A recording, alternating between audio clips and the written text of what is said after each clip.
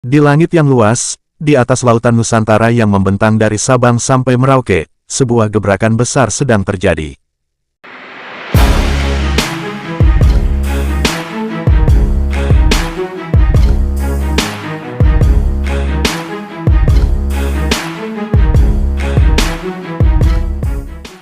Diam-diam, tanpa banyak gembar-gembor, Indonesia kembali menggetarkan jagat militer dunia, dengan langkah yang tidak hanya berani, tapi mengejutkan dan ambisius. Indonesia resmi menambah 12 unit jet tempur Rafale F-4 dari Prancis. Setelah sebelumnya membuat sejarah dengan pembelian 42 unit Rafale, kini Indonesia menambah lagi satu lusin jet tempur tercanggih versi terbaru, Rafale F-4. Totalnya, 54 unit Rafale. Sebuah angka fantastis yang membuat Indonesia melesat jauh sebagai kekuatan udara paling berbahaya di Asia Tenggara. Apa sebenarnya yang membuat penambahan ini begitu mencengangkan? Karena Rafale F-4 bukan jet tempur biasa. Ini bukan sekedar burung besi bersayap delta. Ini adalah simbol supremasi udara modern. Mesin tempur multifungsi generasi 4++ yang siap mengguncang langit, menghantam sasaran darat, menjatuhkan musuh udara, hingga mengacaukan radar lawan dengan sistem peperangan elektroniknya yang mutakhir. Rafale F-4 adalah hasil dari kecanggihan teknologi, kecerdasan buatan, dan pengalaman tempur nyata, semua dijahit menjadi satu dalam pesawat yang tak mengenal kata mundur.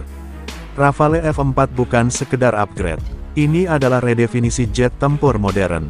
Dilengkapi radar Thales RBE-2AESA, sistem komunikasi Link 16 dan SATCOM, serta perangkat lunak berbasis AI tempur, Rafale F-4 mampu melakukan data fusion, sensor saring, dan bahkan memimpin misi gabungan sebagai Airborne Command Node.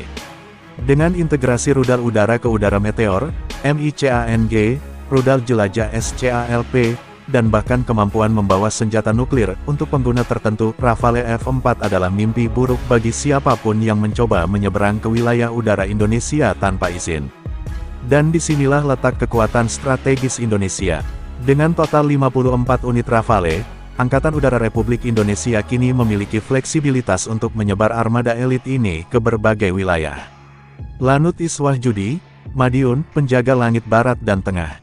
Lanut Hasanuddin, Makassar, benteng pertahanan kawasan timur. Lanut Supadio, Kalimantan, pengintai aktif kawasan strategis Laut Natuna dan sekitarnya.